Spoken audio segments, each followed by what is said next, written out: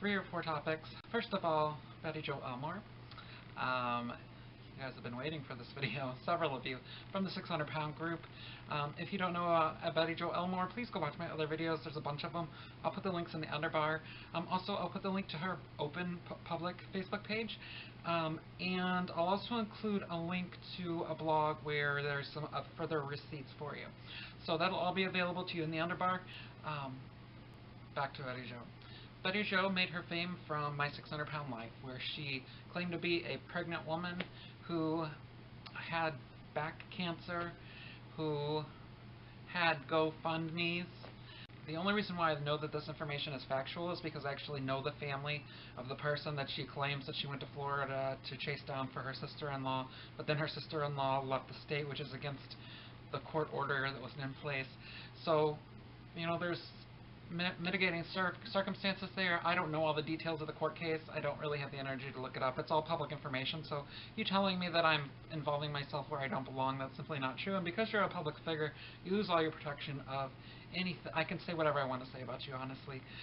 As a public figure, being in a TV show, being a TV celebrity, in your own mind, you lose all of those things. So, you know, you can think whatever you want to think, but in the end, you can't file a lawsuit against me for saying mean things to you on the internet. That being said, she's accused me of crushing her dreams. What dreams? Your dreams to have 5 GoFundMes, to make them $6,000 GoFundMes, because you lied about the meet and greets. Those were never going to happen. You never even hired a professional to plan them. And I feel sorry for the people who donated money to you, who gave money to you for those meet and greets, because they'll probably never get their money back.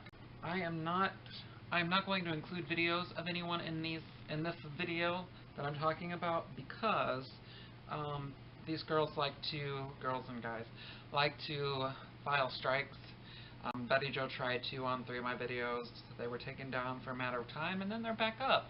They're actually 3 of my most viewed videos, so thanks, Bettie Jo. If you don't know the backstory, as I said, on Bettie Jo Elmore, please feel free to watch the videos down in the underbar. The most recent thing that she posted on her, The Life of Bettie Jo, I'll post a link to that as well in the underbar, was that Preston, her son, was not going to have a good Christmas, or not going to have a good first Christmas, because she couldn't afford gifts or a Christmas tree. First of all, you live about an hour from me, so I know what's available to you, first of all. So when you say things like you can't get any donations, well, that's because you waited till 2 weeks before Christmas. That's your own damn fault. Maybe you should go out and get a job, and you can't get a job at the dollar store. That doesn't mean nobody will hire you. That means that you applied to one place, and they did not hire you. You're also receiving a disability check. So applying for a job and receiving it means those benefits stop, and if you do the same at the same time, that's a crime. So just so you're aware, before you post publicly that anyone hired you, you cannot work and collect Social Security disability benefits. You don't have a history of working because you've been so large all of your life. You are not going to collect SSDI. It will be SSI benefits. And I'm sure it's difficult, but there's 5 of you living in that house, so I'm sure that there's some way you could figure out how to make things work out for you. And as I said in the I posted on your page, perhaps trying to find someone to buy your food stamps, because I'm sure that's not new to you. Maybe your husband could quit smoking meth and cigarettes. You claim that your husband's never touched meth, but does that mean he's never touched your sister-in-law? Because all you have to do is look at her mouth and know that she's on meth. That being said, that's really all I have to say about Bettie Jo. She's a disgusting human being. Her and Stephen John Asante should get a house together. The more I learn about him, the more disgusted I am with him. I'm blocked on the page, but you know, people record all his videos, so everybody knows what he does. He duplicated a toilet video. I'll put the link in the underbar because it's already been ripped and put on YouTube. So, he's another one who likes to file false claims.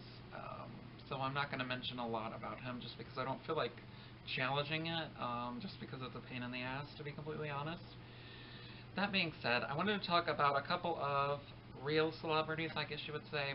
Bhad Bhabie, Danielle, Bregoli, Cash Me Outside, Irrelevant Bitch. Hi, bitch. Yes, I did listen to her music when it first started. No, I do not currently listen to her music, but I do follow her on Instagram because she's good for a laugh, because everybody loves a fuck show. So I watched her video with Don't Worry Mama, her newest single.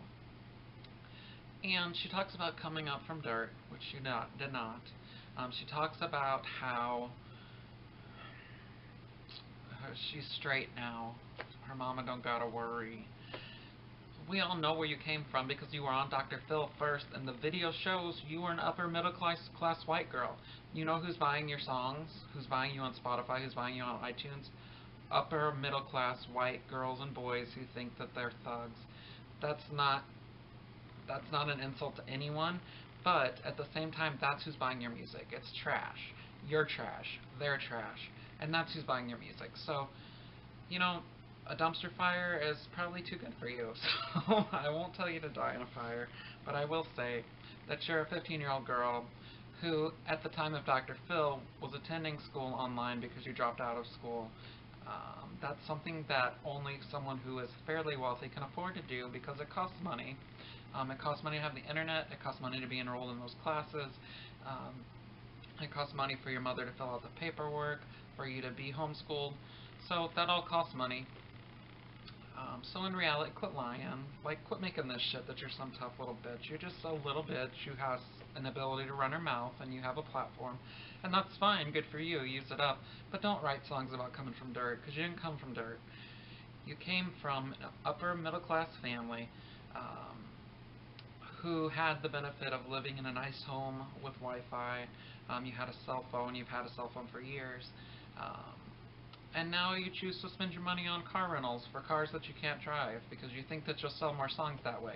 And I guess it's working for you, so good luck, and I hope you get a Grammy. But I really just don't think that trash is going to go mainstream, because who's going to play Hi Bitch on the radio? How many times have you heard a song with that word in it that wasn't cut out? And when you say it every 3 words, that means that most of the song's going to be bleeped out. So I hate to tell you, but you're a niche market, and you'll be gone soon, so I'll be glad to see you go. Finally, I want to talk about Prince Charming, Finding Prince Charming with Lance Bass. And the only reason why I'm talking about this is because Lance Bass was on Miranda Sings' channel, and I've actually became irate while I was watching this video, because Finding Prince Charming reiterates the gay community stereotype of no fats, no femmes, no Asians. When you look at the cast, and I'll include some pictures here,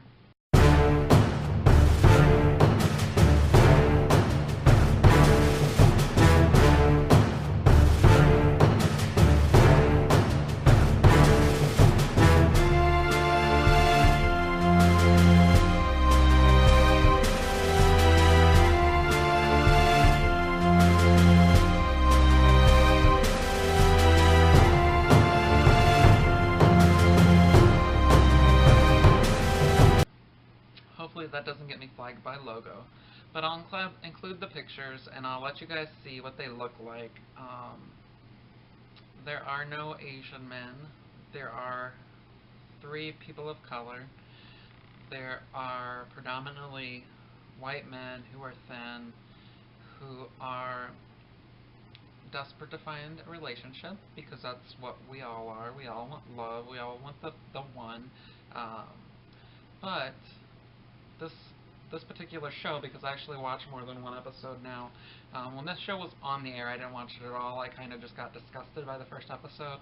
I thought that Lance Bass had a good platform to introduce some variety in the gay community and maybe get rid of that stereotype that we now have as no fats, no femmes, no Asians. My boyfriend happens to be Asian, so I just find it insulting and rude, and I hope that Finding Prince Charming 2, which I think is in the works already, finds some diversity in cast, and it also finds some diversity in waist size, and it also finds some diversity in ethnicity, and just some diversity overall. Lots of hairstylists, lots of teachers, which I'm a teacher, but stereotypically that's something that we all do, or not all of us do, but it's a field that a lot of homosexuals go into. And it's just, you know, feeding into the stereotypes. And I'm guilty of it too. I'm guilty of admitting that stereotypes may be true sometimes. but that doesn't make them right, and the only way to change them is to break them. So that's the only thing I had for you guys. I hope that you're having a great week, and I'll get back to the weight loss videos after this one. Actually, I think it'll be the week after Christmas, so like the 1st, maybe the 2nd. The 31st I always go to a New Year's Eve party where we stay the night. So it'll probably be the 2nd because I will not feel like doing it on the 1st.